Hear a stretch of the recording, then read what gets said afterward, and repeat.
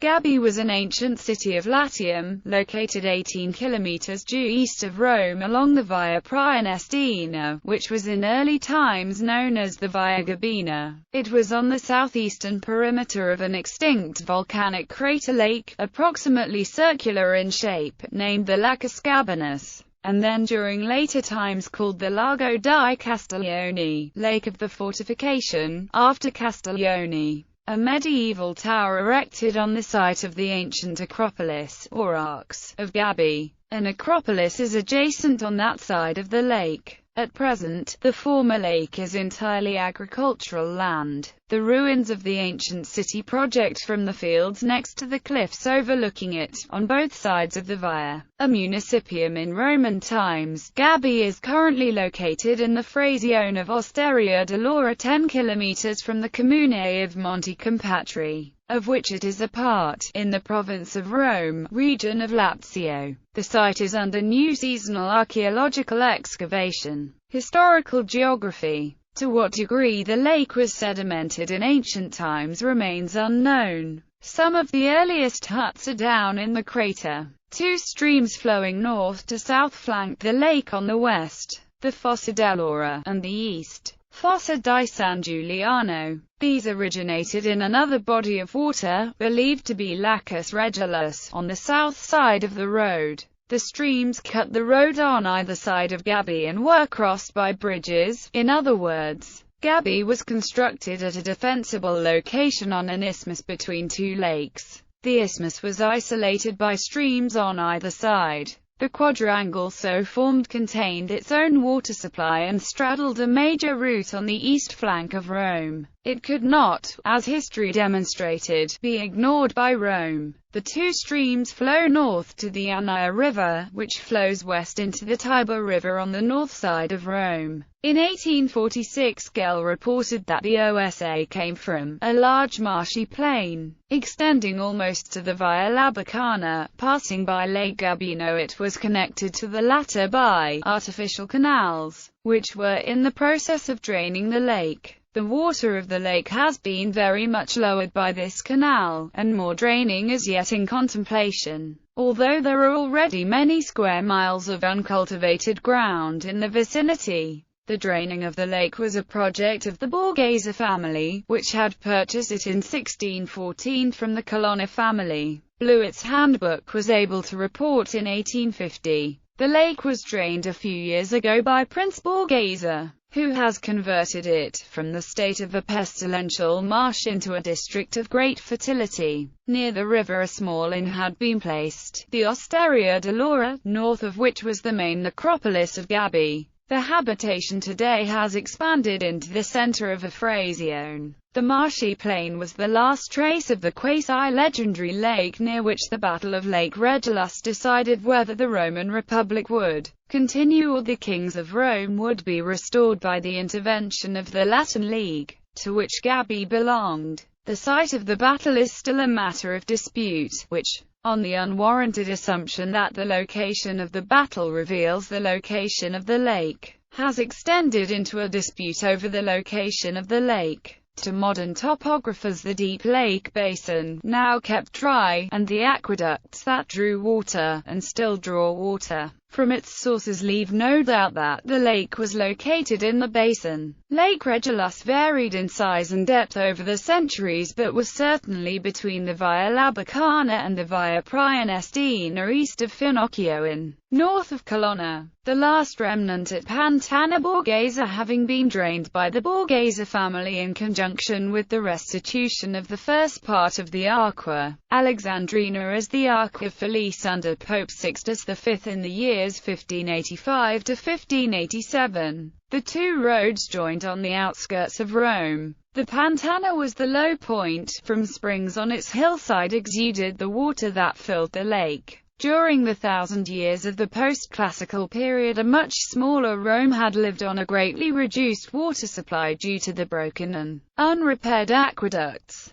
Gabii had kept its lake until the completion of the Aqua Alexandrina in 226 AD. The Romans captured springs or mountain streams for drinking water. They never fed the waters of the marsh into the aqueduct. It led from springs over the Pantana through underground conduits on the south side of the Via Praenestina to the outskirts of Rome, where it was carried on arched conduits above ground into the city. The Aqua Felice had more altitude at this point. By 226 the lake must have receded enough to have left a corridor along the road, as the Romans would not have been able to sink a conduit under the swamp. Having its source water drained away, the lake receded drastically. The aqueduct is still in use. In 1915 it shunted some 22,000 cubic meters per day into the city of Rome. If these sources were not diverted, Lake Regulus would soon return. Meanwhile, the basin marks the location of the former lake. It is now entirely agricultural land, except that the community of Lago Reggio has been placed in it near Gabii. Osteria del Finocchio marks the western limit, as it is heavily settled and is on higher ground. Lake Regulus therefore cannot have been in the vicinity of Frascati, regardless of where the battle was fought.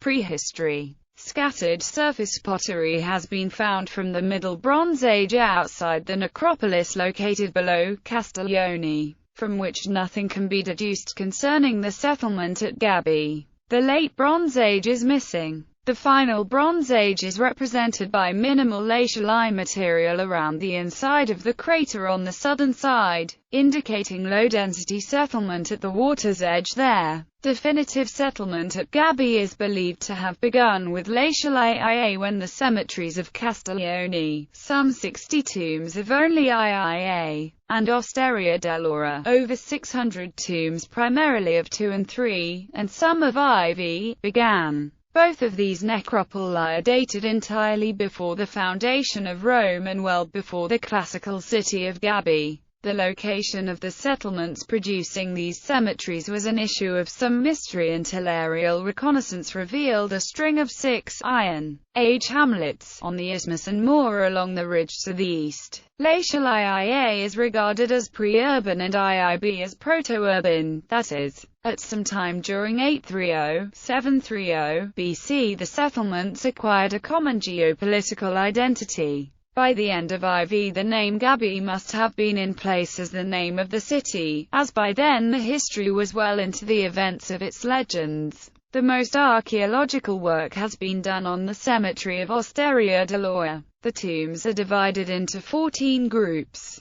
each exhibiting a set of distinctive traditions and each believed to represent one community of roughly 100 persons, round numbers. The earliest two, contemporaneous and dated to IIA, termed the northern and southern groups from their location within the cemetery, evidence the presence of a male warrior class. At the center of the cluster is a small set of male-only cremation burials, some in hut urns. Around them is a greater group of inhumations of men, women and children. The richer cremation burials included grave gifts of miniaturized bronze tools and weapons and miniaturized pottery forms. The inhumations lacked weapons. Women were buried with jewelry and spindle whorls. The northern group covered the mouth of the burial jar with a travertine slab, made over caprine food offerings, left serpentine fibulae, razors of quadrangular shape and spearheads with sockets for wooden handles. The pot areas decorated. The southern group used an impasto lid on the burial jars, left serpent fibulae of a different style, a razor of lunate shape and one-piece cast spears. The pot area is undecorated. Urbanization of the area probably did not begin before the start of the second half of the 8th century BC. This process most likely finished by the end of the 7th century BC, and, at its height, the city's borders enclosed 0.75 square miles. Legend and legendary history. The early date of the prehistoric Gabii suggests that the Roman writers could have little traditional memory of its foundation or of who founded it. The surviving traditions are therefore in the legend category. There may or may not be elements of truth in them. The tradition is twofold. Gabii was founded either by the Latin kings of Alba Longa and therefore was Aboriginal Latin in ethnic descent, or by the Sicels as the Siculi, a substrate population of East Italy expelled by the Italics to Sicily. They became one of the three major indigenous tribes of ancient Sicily, giving their name to it.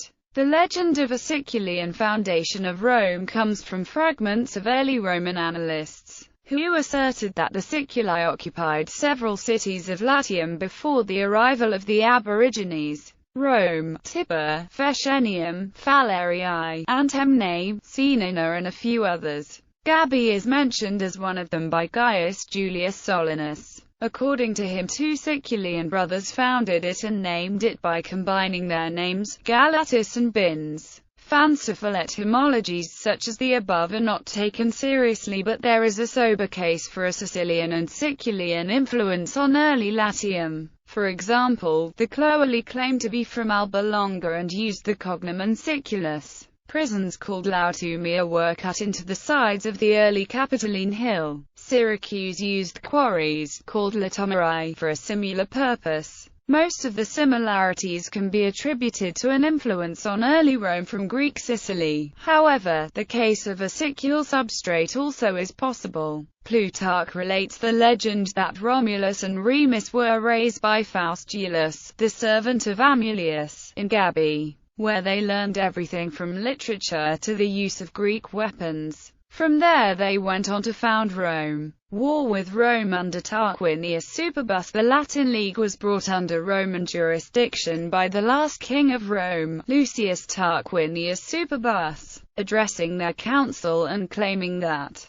because all the Latin cities were founded from Alba Longa and Tullus Hostilius had made a treaty by which Alba was ceded to Rome along with all its colonies, Rome had a legal claim over the Latins. He offered them protection from any chance devastation that should inflict their country and a share in Roman prosperity if they would resume the treaty, which they did. Thenceforward Latin troops fought beside Roman within the Roman army. Gabii reneged from the Latin treaty with Rome for unknown reasons. Tarquinius' son, Sextus Tarquinius, went to Gabii, pretending to be in revolt against his father and asking for assistance. He was accepted, and after successfully commanding various military expeditions, he was appointed as the leading general of the army of Gabii. As general, he commanded a number of minor but successful skirmishes against Roman forces, with the complicity of the Roman king.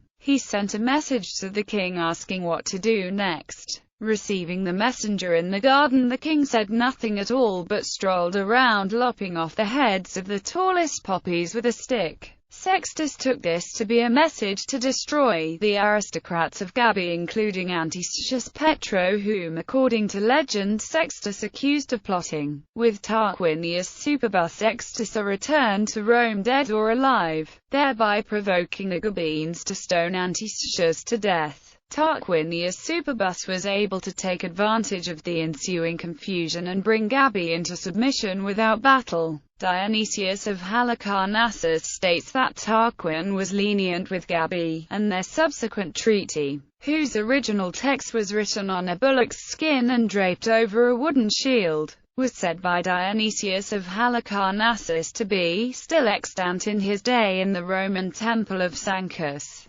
After the overthrow of the Roman monarchy, Sextus fled to Gabii but was killed by the leaders of the city in revenge for his past actions. History under Roman control. Gabii was an ally of Rome after 493 BC. In the late Republican period, the city became depopulated due to the extensive use of the Lapis Gabinus quarry, which was just under the archaic city. Cicero mentioned it in the 1st century BC as a small and insignificant place. The Augustan poets used Gabii when demonstrating a city that had fallen from its old heights. From inscriptions we learn that from the time of Augustus or Tiberius onwards it enjoyed a municipal organization. Its baths were well known, and Hadrian, who was responsible for much of the renewed prosperity of the small towns of Latium, appears to have been a very liberal patron, building a senate house and an aqueduct. After the 3rd century, Gabii practically disappears from history,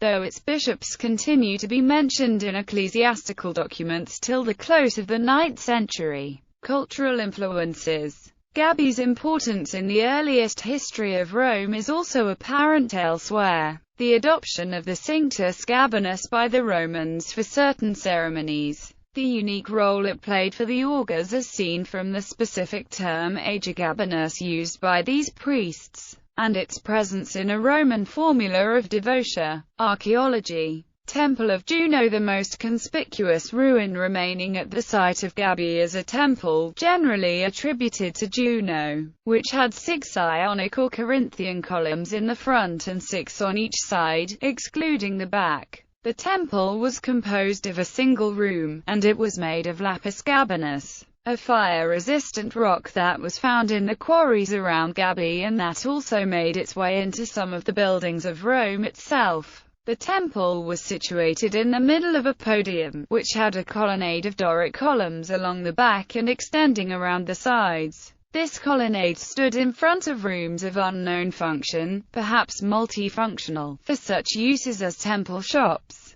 The temple was excavated and published by the Spanish school at Rome in the 1960s and 1970s. The temple was constructed 150–100 BC. A painted inscription on an antefix identifies it as a temple of Juno. Around the rear of the temple, which faced and towered above the road, were about 55 pits for planting trees representing a sacred grove. The site began as sacred in the 7th century BC, featuring such a grove in which one tree was especially worshipped. In the 4th century BC, a small shrine was constructed next to the grove around and in connection with which caches of anatomical terracotta statuettes were found. This type of statuette modeled an organ or section of the human body and was given as a votive offering at a healing sanctuary, of which a great many have been found in Latium, in hope that divinity would turn its attention to healing the organ of the dedicator. Also found were some votive pedestals inscribed to Fortuna. A pavement was inscribed to Jupiter Jurarius, indicating possible state functions of the site. There were 2 other shrines at the location. The subsequent temple to Juno remained in use during the empire, after the town was abandoned. Forum. To the east of the temple lay the supposed area of the Forum, where excavations were made by Gavin Hamilton in 1792.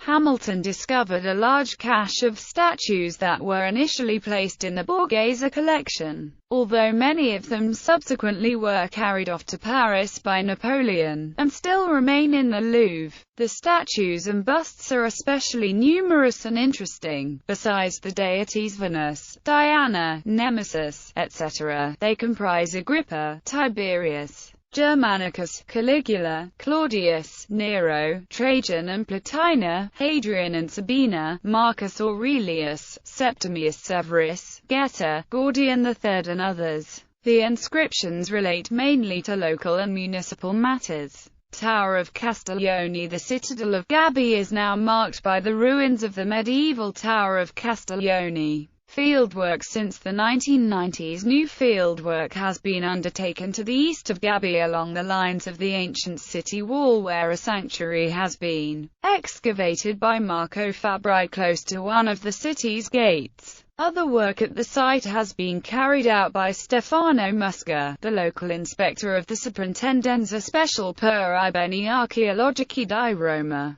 These excavators, led by Marco Fabbri, reported the discovery of an archaic building that they identified as a Regia in March 2010. The Gabii project. In early 2007, the multi-institution Gabii project, led by Nicola Terranato of the University of Michigan, Ann Arbor, was launched. It began its investigations by conducting a large-scale geophysical survey of the former urban center of Gabii. This survey had 2 prongs: a magnetometry survey and a core sampling survey, including both manual and machine-collected cores. The survey data revealed a regularized pattern of streets latent in the subsurface layers, together with archaeological deposits. The Gabii project commenced large-scale excavations into areas of the site in June 2009. In late March 2010, the Gabii project reported the discovery, in July 2009, of a half-ton lead encased inhumation burial that has tentatively been dated to the Roman imperial period, likely the 2nd or 3rd centuries AD. Evidence for early elite burials, in this case those of infants, also emerged